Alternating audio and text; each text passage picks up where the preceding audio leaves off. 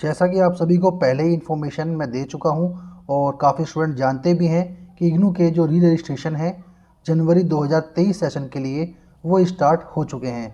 तो इस वीडियो में मैं आपको बताऊंगा कि किस तरीके से आप अपना री रजिस्ट्रेशन कर सकते हैं जनवरी 2023 सेशन के अंदर।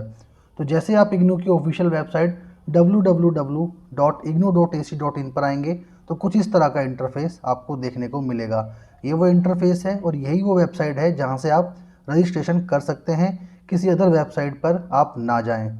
देन यहाँ पर आप देख पा रहे होंगे वेबसाइट ओपन होने के बाद ही यहाँ पर आपके सामने एक ऑप्शन है रजिस्टर ऑनलाइन का। जैसे ही आप इस ऑप्शन पर क्लिक करेंगे, क्लिक करते ही आपके सामने नीचे एक ड्रॉप डाउन मेन्यू ओपन होगा और यहाँ पर आपको एक ऑप्शन मिलेगा री रजिस्ट्रेशन। देन आपको इस लिंक पे क्लिक करना है।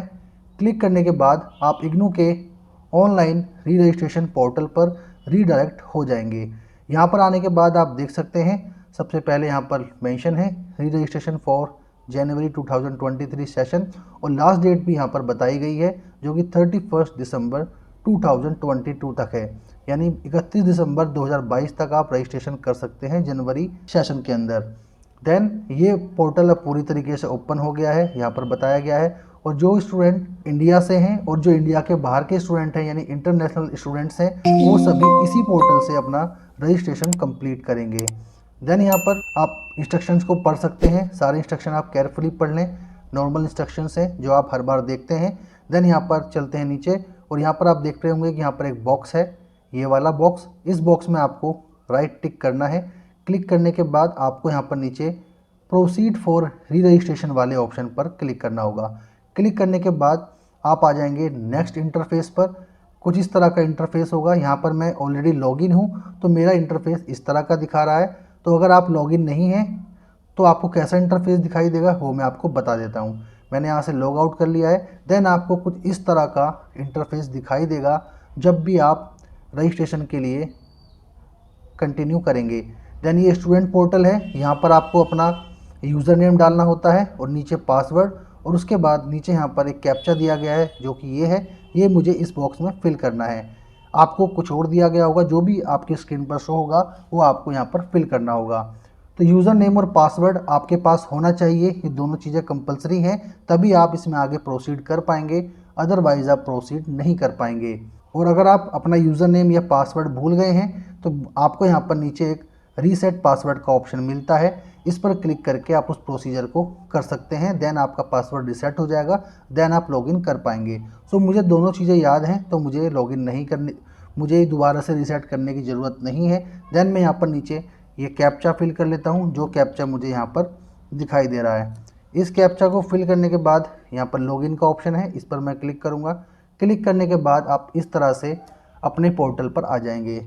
यहाँ पर आपको दिखाई दे रहा होगा मेरा जो कोर्स है वो BAG है, यानी bachelor of art.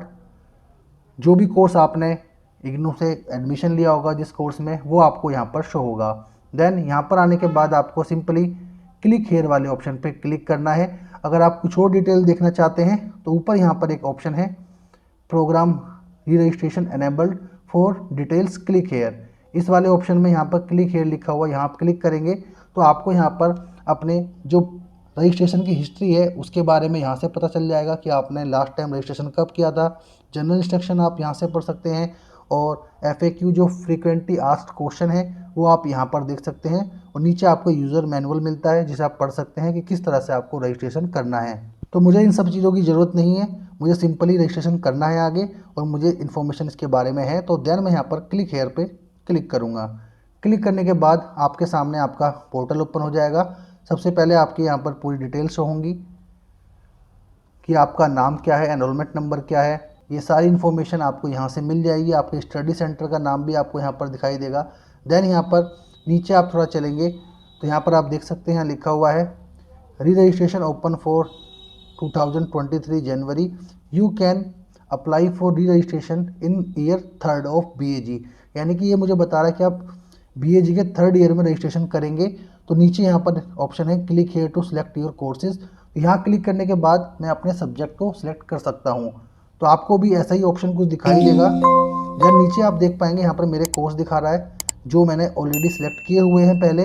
First semester में, सेकंड सेमेस्टर में, फोर्थ सेमेस्टर में, ये सारी चीज़ मुझे यहाँ पर शो हो रही है। इसी तरीके से आपको भी पूरी हिस्ट्री शो होगी आपके कोर्सेज़ की। देन यहाँ पर इन सभी चीज़ों को मुझे नहीं करना है, तो मैं आपको यहाँ पर सिंपली दिखा देता हूँ। यहाँ पर जो ऑप्शन है क्लिक हेयर, इस वाले ऑप्शन पे आपको क्लिक करना है। क्लिक करने के बाद आप नेक्स्ट पेज पर आ जाएंगे। ये वो इम्पोर्टेंट पेज है जहाँ से आप अपना रजिस्ट्रेशन करेंगे, यानी कि अपने सब्जेक्ट सेलेक्ट करेंगे। यहाँ आप देख सकते हैं कोर्स सिलेक्शन सेक्शन है ये। यहाँ पर आपको सबसे पहले एनरोलमेंट नंबर, आपका प्रोग्राम कोड, सेशन दिखाएगा कौन सी सेशन के लिए आप कर रहे हैं, कैटेगरी भी आपकी दिखाता है कि कौन सी कैटेगरी से आप बिलोंग करते हैं। यहाँ पर एक काफ़ी इंपॉर्टेंट बात है जो आप सभी को ध्यान रखनी है, वो है आपका स्टडी मटेरियल टाइप सिलेक्शन। ये जो ऑप्शन है ये काफ़ी इंपॉर्टेंट है, और ये ऑप्शन सेलेक्ट करते समय आपको क्लियर पता होना चाहिए कि आपकी जो बुक्स हैं वो आपको प्रिंटेड फॉर्म में मिलेंगी या फिर डिजिटल फॉर्म में आपको डाउनलोड करनी होंगी। यहाँ पर जो सबसे पहला ऑप्शन है वो है नंबर 1 पे, आप देख रहे होंगे यहाँ लिखा हुआ है I opt for receiving the study material in digital form and avail 15% discount in program fees. अगर आप इस फर्स्ट ऑप्शन को चूज़ करेंगे जो ये ऊपर आपको दिखाई दे रहा है, देन आपको आपका स्टडी मटेरियल नहीं मिलेगा, आपको 15% आपकी फ़ीस में से डिस्काउंट दिया जाएगा जो आपकी रजिस्ट्रेशन फ़ीस होगी। आप अपना स्टडी मटेरियल PDF फॉर्म में यानी कि सॉफ्ट कॉपी डाउनलोड कर सकते हैं। तो पहला ऑप्शन चूज़ करने का बेनिफिट आपको ये है। और अगर आप सेकंड ऑप्शन चूज़ करते हैं, सेकंड ऑप्शन चूज़ करने के मतलब है यहाँ पर लिखा हुआ है I opt for receiving the study material in printed form, यानी कि आपको आपकी बुक प्रिंटेड फॉर्म में सेकंड ऑप्शन सेलेक्ट करने के बाद मिलेंगी। तो काफ़ी स्टूडेंट फर्स्ट ऑप्शन सेलेक्ट कर लेते हैं और बाद में कहते हैं कि हमारी बुक हमें नहीं मिली है। वो इसी वजह से नहीं मिलती है क्योंकि आप इस ऑप्शन को सिलेक्ट कर लेते हैं, जिसकी वजह से आपको फ़ीस में डिस्काउंट मिल जाता है, बट आपकी बुक्स आपको नहीं मिल पाती हैं। देन यहाँ पर नीचे अगर आप चलोगे तो यहाँ आप देख पाएंगे सिलेक्ट योर एम्प्लॉयमेंट स्टेटस, इसका ऑप्शन मिलता है। अगर आप इसके लिए एलिजिबल हैं तो आप सिलेक्ट करें, अदरवाइज आप इसे सिलेक्ट नहीं करें। यहाँ पर आप अनएम्प्लॉयमेंट कर दें, अगर आप एम्प्लॉयड है तो उसकी इन्फॉर्मेशन दे सकते हैं। देन यहाँ पर ऑप्शन है आर यू रिसीविंग स्कॉलरशिप और financial assistance from any other sources. अगर आपने ऐसा कुछ फाइनेंशियल सोर्सेज से कोई स्कॉलरशिप रिसीव की है तो उसकी इन्फॉर्मेशन आप दे सकते हैं, अदरवाइज आप इसे यस नो में सेलेक्ट करें। तो मैं यहाँ पर कोई इन्फॉर्मेशन नहीं देना चाहता, यानी कि स्कॉलरशिप मुझे कोई नहीं मिली है तो नो सेलेक्ट करूँगा। दैन यहाँ पे थर्ड ऑप्शन आ रहा है do you want to opt for the fees exemption for this program. आप इस फीस एग्जम्पशन के लिए आप चाहते हैं कि इसमें आपको फ़ीस के लिए छूट मिले। ये उन्हीं स्टूडेंट के लिए है जो SC कैटेगरी से बिलोंग करते हैं, यानी कि उन कैटेगरीज से जिनके लिए इग्नू फीस में छूट देता है। तो ये स्टूडेंट SC कैटेगरी से बिलोंग करते हैं, इसी वजह से उनको ये ऑप्शन यहाँ पर मिल रहा है। अगर आप जनरल कैटेगरी से हैं तो हो सकता है आपको ये ऑप्शन ना दिखाई दे। देन यहाँ पर आप जैसे ही इस पर सिलेक्ट करेंगे आपको येस नो का ऑप्शन है। फीस नहीं देनी है तो मैं यहाँ पर येस सेलेक्ट करूँगा, अदरवाइज नो सेलेक्ट करूँगा। बट मैं SC कैटेगरी से हूँ और मैं फीस नहीं देना चाहता हूँ, मुझे ऑप्शन ये मिला है तो मैं यस सेलेक्ट कर लेता हूँ। देन यहाँ पर आपको अपने कोर्स सेलेक्ट करने हैं 5th सेमेस्टर के लिए। अगर आप कोई और कोर्स कर रहे हैं या कोई और सेमेस्टर है तो वो ऑप्शन आपको यहाँ पर दिखाई देगा। सबसे पहले यहाँ पर मुझे कोई भी एक स्किल इन्हेंसमेंट कोर्स सेलेक्ट करना है। इस वाले ऑप्शन पर जाकर जैसे मैं इस पर क्लिक करता हूँ, यहाँ पर जितने भी स्किल इन्हेंसमेंट कोर्सेज़ हैं उनकी लिस्ट यहाँ पर आ गई है, तो मैं उसको यहाँ पर सिलेक्ट कर लूँगा। तो मैं यहाँ पर इस सब्जेक्ट को सिलेक्ट कर रहा हूँ। देन उसके बाद सेकंड है सिलेक्ट वन जेनेरिक इलेक्टिव। एक जेनेरिक इलेक्टिव का मुझे सब्जेक्ट चूज़ करना है, तो यहाँ पर मैं क्लिक करने के बाद उसको भी चूज़ कर लेता हूँ।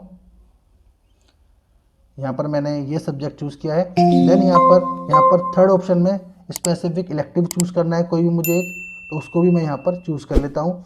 आप भी अपने अकॉर्डिंग चूज़ कर सकते हैं, जो आपको बेटर लगे सब्जेक्ट, जिसको आप पढ़ने में इंटरेस्टेड हो वो आप चूज़ करें। मेरे कहने से या किसी के कहने से सब्जेक्ट चूज़ कभी ना करें। जिस चीज़ पे आपकी अच्छी पकड़ है, जो सब्जेक्ट आपको अच्छे से समझ में आते हैं जल्दी, उनको आप यहाँ पर सिलेक्ट कर सकते हैं। देन फोर्थ ऑप्शन पर यहाँ पर मिलता है, यहाँ पर भी मुझे एक स्पेसिफिक इलेक्टिव सेलेक्ट करना है, यानी दूसरा ऑप्शन मुझे यहाँ पर मिला है, तो यहाँ पर मैं उसको सिलेक्ट कर लेता हूँ। इन चारों ऑप्शन को सिलेक्ट करने के बाद 6th सेमेस्टर के लिए भी मुझे यहाँ पर अपने सब्जेक्ट चूज़ करने होंगे, क्योंकि मैं ऑलरेडी 4th सेमेस्टर तक सिलेक्ट कर चुका हूँ, तो मुझे 5th और 6th के सिलेक्ट करने थे। तो अब मैंने 5th के सिलेक्ट कर लिए हैं और अब मैं 6th के सिलेक्ट करूँगा। तो आप इसको सिलेक्ट कर सकते हैं। तो जल्दी जल्दी से मैंने चूज़ कर लेता हूँ, जो भी मुझे सब्जेक्ट लेने हैं वो मैं यहाँ पर सिलेक्ट कर रहा हूँ। देन सारे सब्जेक्ट सिलेक्ट करने के बाद नीचे आपको सबमिट के ऑप्शन पे क्लिक करना होगा। आप एक बार दोबारा चेक कर सकते हैं कि आपने सब्जेक्ट सही लिए हैं नहीं लिए हैं, तभी आप इसमें आगे प्रोसीड करें। देन मेरे हिसाब से सभी सब्जेक्ट ठीक है तो मैं आगे प्रोसीड करूँगा।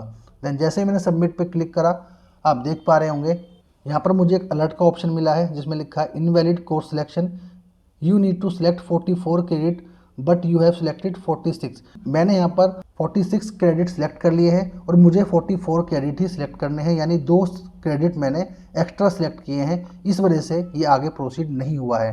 तो इस इन्फॉर्मेशन को मैं हटाकर यहाँ पर दोबारा से मुझे सब्जेक्ट चूज़ करने पड़ेंगे। तो यहाँ पर मैं क्रेडिट के अकॉर्डिंग सब्जेक्ट चूज़ कर लेता हूँ। देन मैंने अब यहाँ पर सारे सब्जेक्ट चूज़ कर लिए हैं जो क्रेडिट के अकॉर्डिंग थे।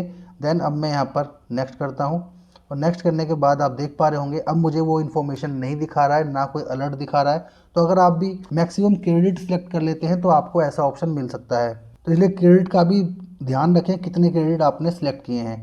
देन यहाँ पर मुझे सारी इन्फॉर्मेशन दिखा रहा है कि मैंने यहाँ पर सेकंड ऑप्शन सेलेक्ट किया था, रिसीविंग स्टडी मटेरियल इन प्रिंटेड फॉर्म। तो जो आप सेलेक्ट करेंगे वो आपको दिखाएगा। एम्प्लॉयमेंट का स्टेटस दिखा रहा है, कैटेगरी भी दिखा रहा है, स्कॉलरशिप का स्टेटस दिखा रहा है और फीस एग्जेप्शन का भी स्टेटस दिखा रहा है। तो ये सारी चीज़ें करने के बाद नीचे यहाँ पर जितने कोर्सेज मैंने सेलेक्ट किए हैं 5th और 6th सेमेस्टर में, उन सभी की लिस्ट है और साथ ही साथ कितने क्रेडिट के सब्जेक्ट हैं वो भी यहाँ पर मेंशन है। तो आपको भी आपके सब्जेक्ट चूज़ के अकॉर्डिंग ही यहाँ पर दिखाएगा। देन यहाँ पर लास्ट हमसे पूछता है डिक्लेरेशन फॉर्म के लिए। यहाँ पर आप तभी क्लिक करें, तभी आगे प्रोसीड करें जब आपके सारे सब्जेक्ट आपको ठीक लग रहे हैं कि मुझे आगे इसमें कोई चेंज नहीं करना है। अगर आपको कोई चेंज करना भी है तो आप अभी फ़िलहाल कर सकते हैं इस स्टेज पर, अदरवाइज़ बाद में अगर आप इसे सबमिट कर देंगे उसके बाद कोई चेंजेस नहीं होंगे। तो आपको इस बात का ध्यान रखना है। अगर मुझे इन सब्जेक्ट को अपडेट करना है यानी कि बदलना है इनमें से कोई सब्जेक्ट, तो यहाँ पर अपडेट कोर्स सिलेक्शन वाले ऑप्शन को सिलेक्ट करूँगा। अदरवाइज़ मुझे यहाँ पर सबमिट एप्लीकेशन पे क्लिक करना होगा आई एग्री सेलेक्ट करने के बाद। तो इससे आगे मैं आपको प्रोसीजर नहीं दिखा रहा हूँ क्योंकि ऑलरेडी इसको सबमिट करने के बाद आपको सिर्फ फीस पे करनी होगी जो आप इजीली कर सकते हैं। आपने काफ़ी फॉर्म्स में की है तो आप उसको कर पाएंगे, क्योंकि मुझे यहाँ पर सब्जेक्ट सिलेक्ट नहीं करने थे। जिस स्टूडेंट का ये पोर्टल है उसको अपने हिसाब से सब्जेक्ट सेलेक्ट करने हैं, तो इसलिए ये सब मैंने उन पे छोड़ दिया है कि वो कौन से सब्जेक्ट सेलेक्ट करेंगे। तो अगर आपके लिए सब सब्जेक्ट क्लियर हैं आपके, तो आप जब भी रजिस्ट्रेशन करें तो कुछ इस तरीके का प्रोसीजर फॉलो करें और इन सब बातों का ध्यान रखें ताकि आपके रजिस्ट्रेशन में कोई प्रॉब्लम आपको फेस ना करनी पड़े, चाहे आप किसी भी कोर्स के लिए रजिस्ट्रेशन कर रहे हैं। सो उम्मीद करता हूँ ये इन्फॉर्मेशन आपके लिए हेल्पफुल रही होगी। तो इसी तरह की वीडियोस के लिए आप स्टडी हाइट को जरूर सब्सक्राइब करें ताकि आने वाली सभी वीडियो की इन्फॉर्मेशन आपको मिलती रहे। साथ ही साथ आप हमारे व्हाट्सएप नंबर पर भी हमसे जुड़ सकते हैं। व्हाट्सएप नंबर वीडियो को डिस्क्रिप्शन में है। एंड मैं मिलता हूँ आपसे नेक्स्ट वीडियो में। Till then take care and good bye.